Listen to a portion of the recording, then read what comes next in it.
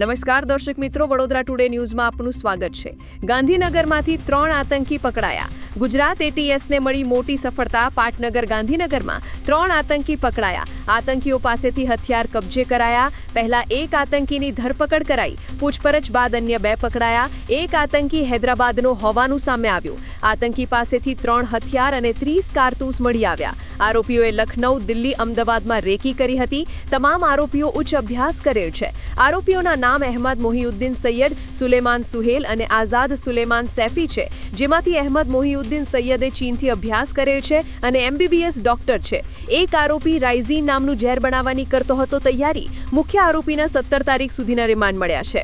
આવા જ તમામ લેટેસ્ટ અપડેટ માટે જોતા રહો વડોદરા ટુડે ન્યૂઝ.